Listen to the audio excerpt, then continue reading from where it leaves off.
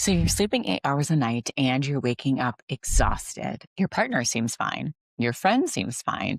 And you're wondering why you feel like you haven't slept in weeks when technically you have. So I'm going to tell you exactly what's happening.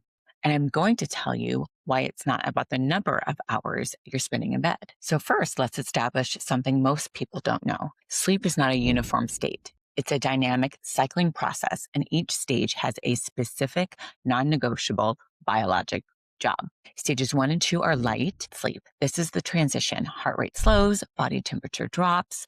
You're easily pulled back to wakefulness here. And stage 3 is deep sleep, also called slow wave sleep. And this is where your body does its repair work.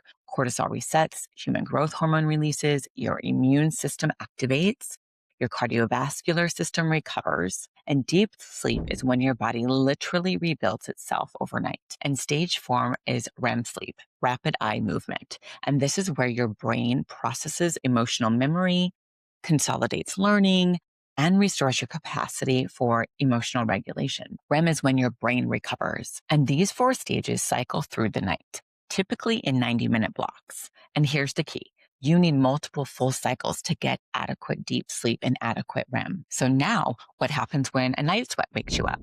Your body doesn't pick up where it left off. It restarts the cycle from stage 1. So do that 3 or 4 times a night, and you may be spending 8 hours in bed while your body never reaches adequate deep sleep, never reaches adequate REM. You're cycling through light sleep repeatedly and calling it rest. And that is why you wake up exhausted despite logging your hours. And the downstream effects of chronic sleep deprivation are not minor. Cortisol dysregulation, making every other symptom worse. Immune suppression, metabolic shifts that can contribute to weight changes. Emotional dysregulation, because your brain hasn't had the REM sleep it needs to process and reset. Cognitive impairment, what we call brain fog. And night sweats are not a nuisance to push through with a spare set of sheets.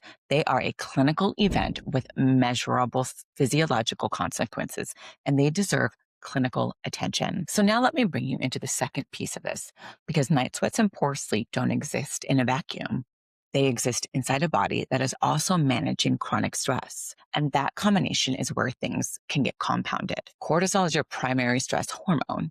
And when you're under chronic stress and midlife women carrying disproportionate stress burden between career, caregiving, relationships, and physical demands of the transition itself, your cortisol tends to stay elevated. And chronically elevated cortisol does something very specific to perimenopausal symptoms. It often amplifies them. And here's some of the mechanism. Estrogen helps calibrate your hypothalamus, your body's thermostat. Cortisol disrupts that calibration. So when cortisol is chronically high and estrogen is already fluctuating unpredictably, your hot flashes become more frequent, your night sweats becomes more intense, your sleep can become more fragmented. And then fragmented sleep raises cortisol further because sleep deprivation is itself a physiological stressor. So it's a feedback loop. Poor sleep raises cortisol, more cortisol worsens symptoms, or symptoms disrupt sleep even further. And this is why women with significant night sweats and high chronic stress often feel like they are deteriorating faster than they can keep up with.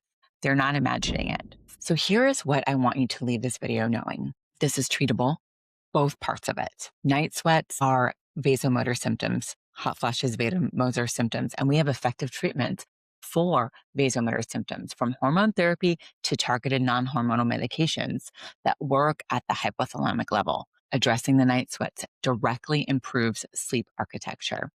Better sleep means lower cortisol. Lower cortisol means less symptom amplification. And on the cortisol side, stress management isn't a wellness suggestion in this context. It's a clinical strategy with measurable physiological impact. Sleep support, cortisol regulation, and hormonal stabilization all work together. And that's what a complete midlife care plan looks like. And you don't have to earn care by suffering through this until it becomes unbearable. 8 hours in bed while your body runs on empty is not health. You deserve sleep that actually restores you. So if this explains something that you've been experiencing, please share this video. Someone in your life is waking up exhausted every morning and doesn't know why. Make sure you like and subscribe for a new deep dive on the channel And if you want to work with a provider or practitioner who understands the full picture, the hormones, the sleep, the cortisol, all of it, visit Osteopathic Midlife Health. Link is in the description. And I'm Dr. Rebecca Hurdle, and together we're going to make midlife make sense.